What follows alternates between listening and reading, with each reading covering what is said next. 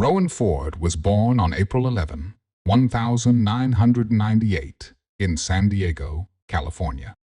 Her parents divorced during her childhood, leading her mother, Colleen, to relocate with her to a small town named Stella in Missouri. Subsequently, Colleen married a man named David, who became her stepfather. Colleen had several children from a prior marriage, and shortly after their wedding, she and David welcomed a daughter, adding to the family. As a result, Rowan grew up with 2 sisters and 2 brothers, with whom she shared a strong bond.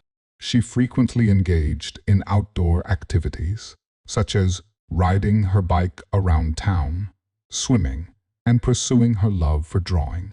Additionally, she attended Sunday school at the local church, where she volunteered to assist other children facing challenges with their assignments. In November 2007, when Rowan was 9 years old and in the 4th grade at the local elementary school, her mother worked the night shift at a store, while her stepfather spent most of his day on the farm. This situation often left Rowan to manage on her own, fostering her independence. On November 2 end, she was home alone as usual. Her mother had gone to work, and her stepfather had not yet returned from the farm. The following morning, around 9:00 a.m., Colleen returned home after her night shift and checked Rowan's room, only to find it empty. Inquiring with her husband about their daughter's whereabouts, he informed her that Rowan had requested permission for a sleepover at a friend's house, which he had granted without asking for the friend's name, as their small town made him feel secure about her safety. However, Colleen's concern grew, prompting her to reach out to all of Rowan's friends. Given the limited number of streets in their town, this process was quick, yet none of the friends had seen Rowan, nor had she stayed over at any of their homes, heightening her anxiety. Colleen scoured the entire town in search of her daughter, but to no avail. Returning home, she informed her husband of Rowan's absence and urged him to contact the police to report her missing. He reassured her that everything was fine and that Rowan would return shortly. After several more hours passed without any sign of her daughter, Colleen took the initiative to call 911 herself.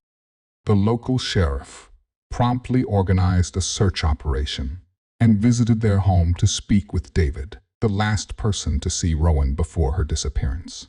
David recounted that, on that evening, while working on the farm with his colleague Christopher, their mutual friend, Nathan, had stopped by. The 3 decided to go to David's house for drinks and a game of pool. They purchased alcohol from a store and spent several hours at David's residence. Later that night, Christopher requested Nathan to drive him home to his trailer in the neighboring town, and they convinced David to join them. David joined his friends to prolong the evening's enjoyment. Before departing, he checked on Rowan in her room and found her asleep.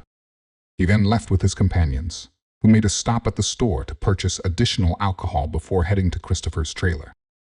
They spent approximately an hour drinking there. Eventually, David decided it was time to return home and requested Nathan to give him a ride.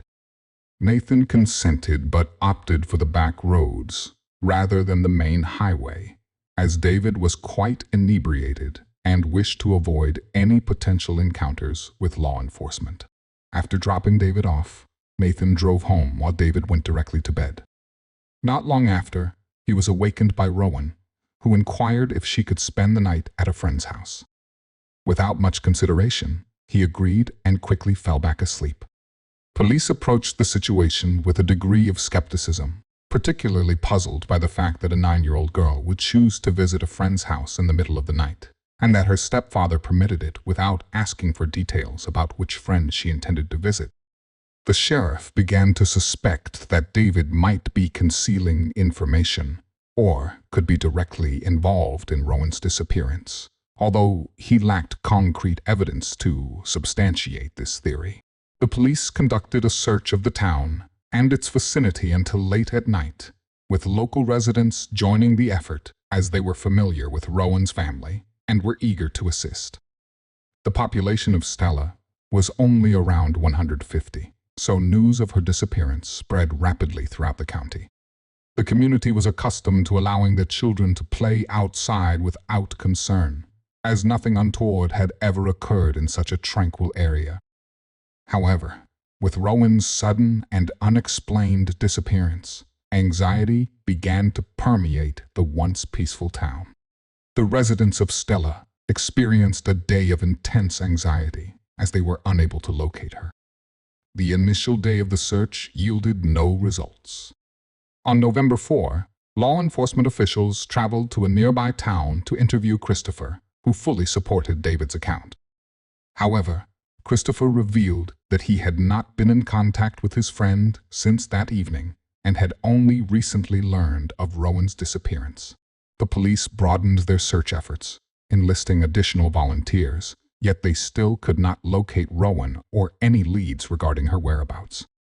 The following morning, the FBI became involved in the investigation, while local authorities continued their search throughout the town and its vicinity. Detectives began to consider the possibility of abduction, expressing skepticism about the stepfather's narrative, which appeared dubious. Police also reached out to all of Rowan's friends and confirmed that she had not visited any of them that night. Investigators maintained communication with David, who altered certain aspects of his account multiple times, further heightening suspicions against him. For example, he provided inconsistent timelines regarding his absence from home that evening and suggested that Rowan may not have sought his permission to go to her friend's house, possibly leaving without his knowledge. Additionally, FBI agents uncovered that David had requested to borrow his mother's car on the night of her disappearance, a detail he had initially withheld from the police. Consequently, authorities decided to seize both this vehicle and his pickup truck for forensic analysis, although experts were unable to find any evidence. Meanwhile, detectives resolved to continue their investigation. Christopher and Nathan were to be interviewed again, as they had both been present with David on the evening in question. The police had invited Christopher to the station, where he reiterated the same account he had provided the previous day. He also consented to a polygraph examination, which indicated no signs of deception. Several hours after Christopher departed the station and returned to his workplace, he spotted Sheriff Clark's vehicle and signaled for him to stop. Sheriff Clark, who led the police department in Witten, had known Christopher for 17 years, having been acquainted with him since childhood. The sheriff was friends with Christopher's foster parents, and Christopher held him in high regard, often seeking his counsel during challenging times, such as after his mother's passing.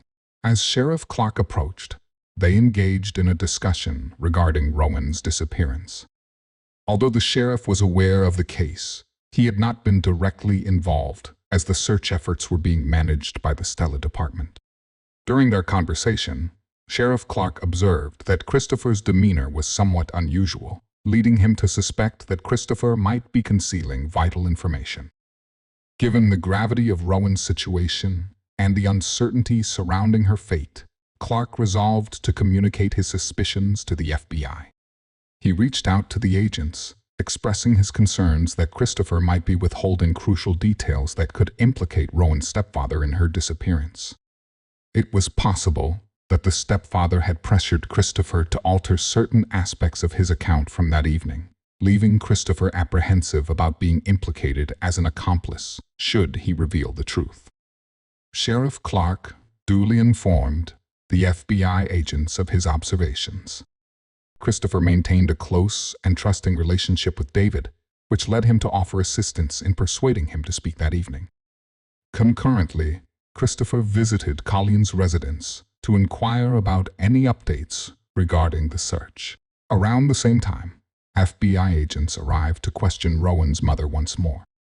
Upon seeing Christopher, they posed several questions to him, to which he reiterated his account of the events from that evening. However, for the first time, he expressed the possibility of David's involvement in Rowan's disappearance and conveyed his desire to aid in uncovering the truth, regardless of its severity. He even proposed the idea of wearing a wire to engage David in conversation, hoping to elicit a confession. Nevertheless, the detectives opted against such measures and instead inquired if Christopher had any specific locations where he believed Rowan's body might be concealed. He provided several suggestions, prompting the police to initiate searches at those sites the following morning, while also continuing their efforts in the surrounding areas of Stella. Meanwhile, FBI agents once again brought David in for questioning, but he consistently denied any connection to the case. Detectives conducted a search of his residence in hopes of uncovering leads, but found nothing of significance. In the interim, Christopher visited the sheriff's office to discuss his interaction with the FBI. During this conversation, Sheriff Clark sensed that Christopher might still be withholding information. Following their meeting, he reached out to the detectives to relay his concerns. FBI agents requested the sheriff to persist in persuading Christopher to disclose information that could potentially substantiate David's involvement. They noted that Christopher had made several attempts to contact Clark regarding the case, leading them to believe he possessed significant information but was hesitant to share it for unspecified reasons. The following day, on November 7, law enforcement summoned Christopher back to the station to obtain his consent for a search of his safe, which was situated in David's residence. Christopher had been residing with David for several months due to a temporary lack of housing, and some of his belongings remained there.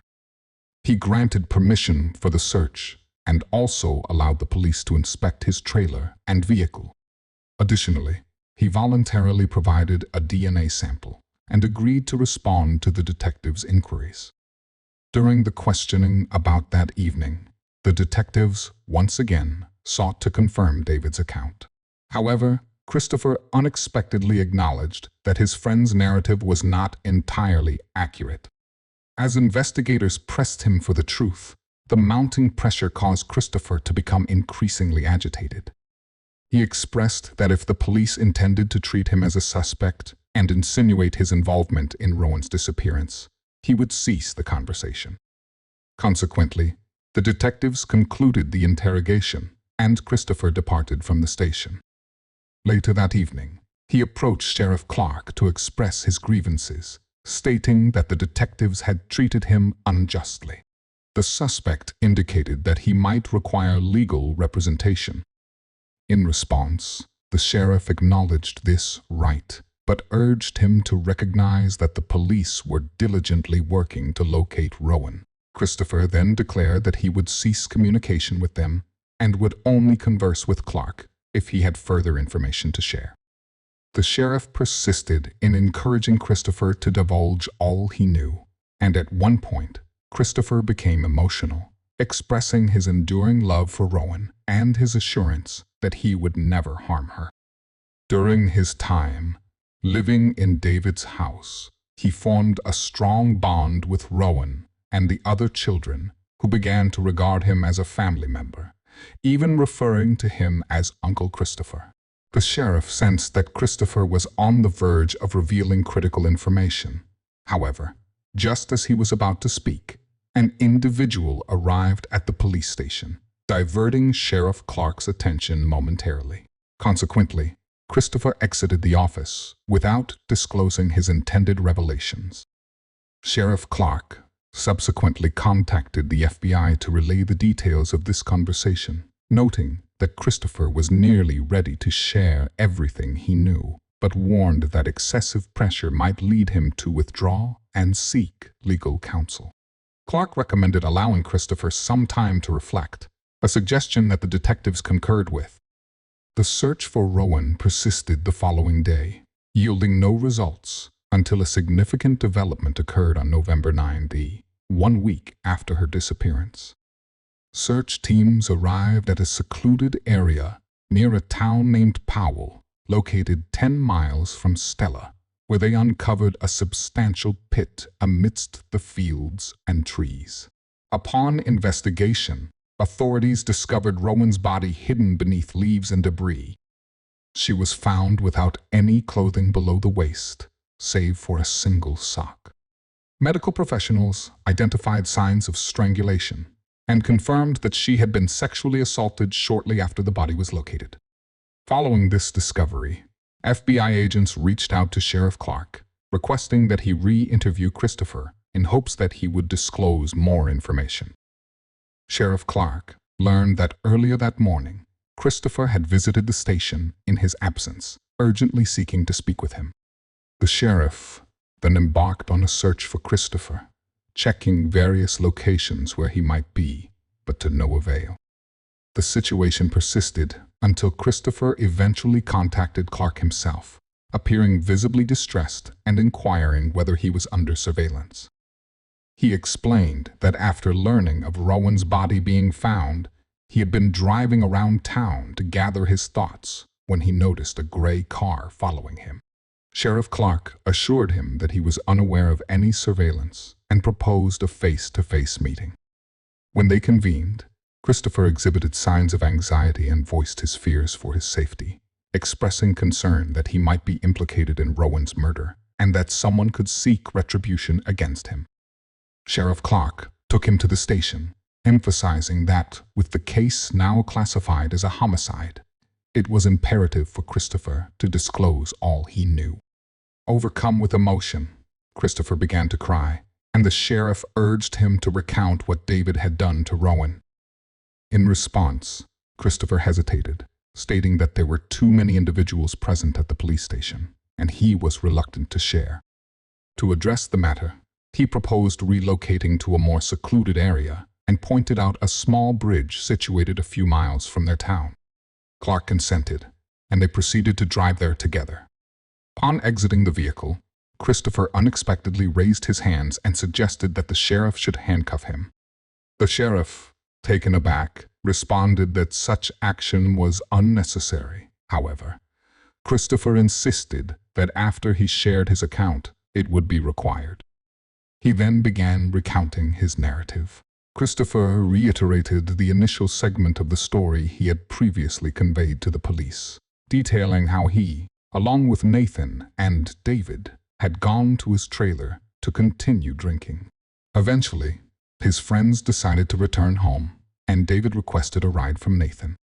They opted to take back roads to evade law enforcement and departed.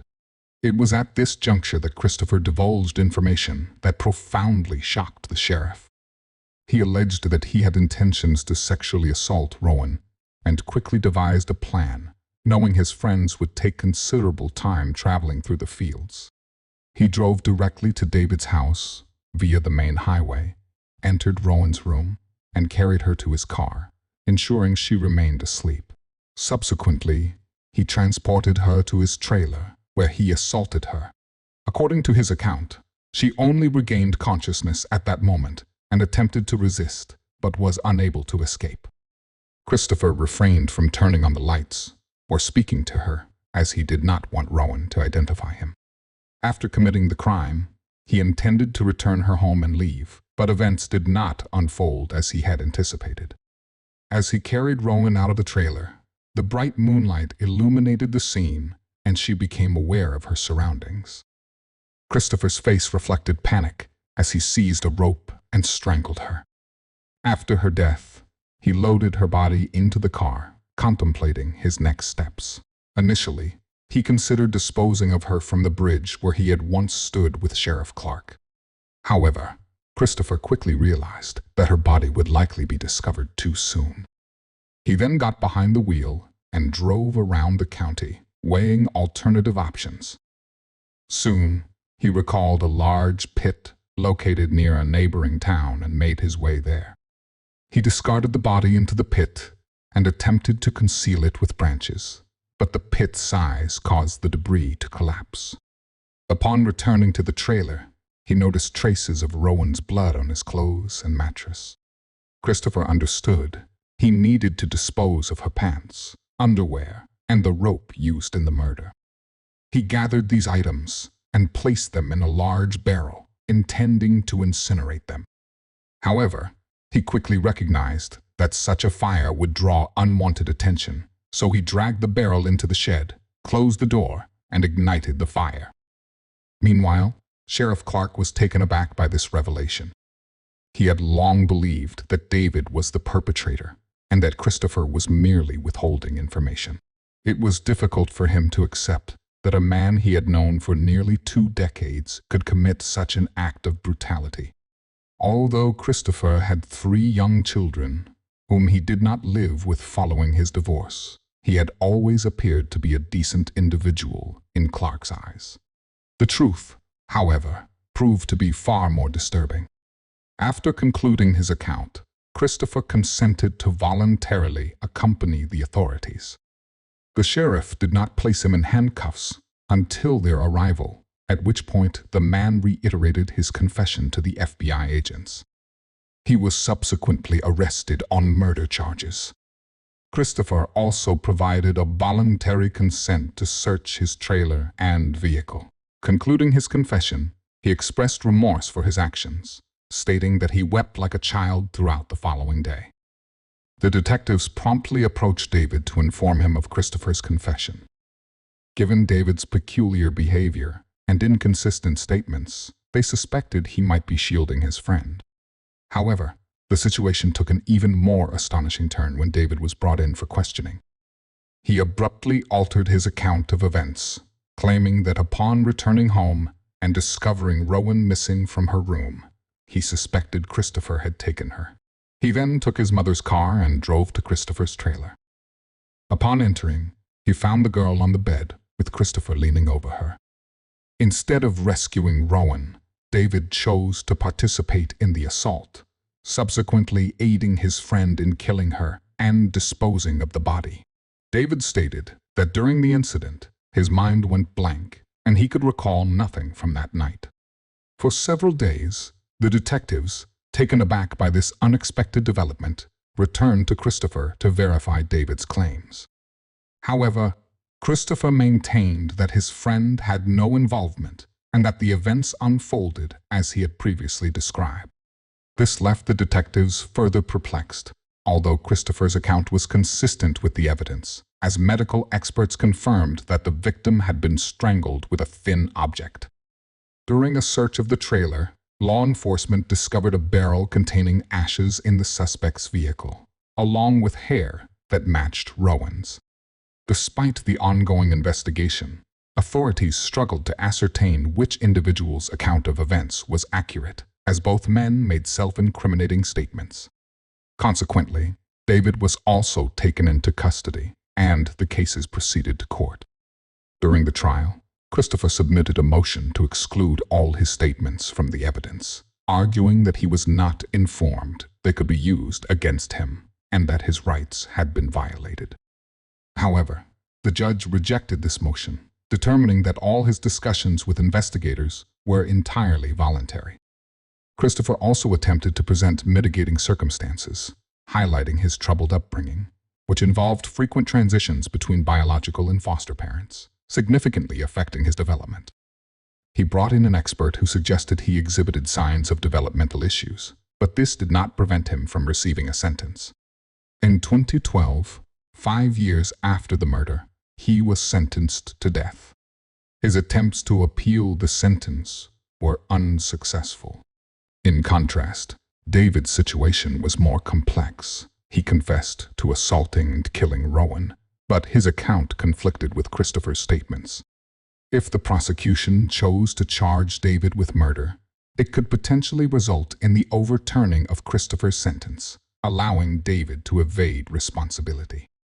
Given the lack of solid evidence against David, such as DNA, the prosecution was unwilling to take that risk, as they remained uncertain about the validity of the claims. The prosecution did not dismiss the possibility that David may have participated in the crime alongside Christopher. However, there was insufficient evidence to substantiate this theory. Ultimately, a challenging decision was made to mitigate the risk of Christopher's sentence being overturned, leading to a reduction of David's charges to significantly lesser offenses. He subsequently pleaded guilty to 2 counts, child endangerment and obstruction of justice.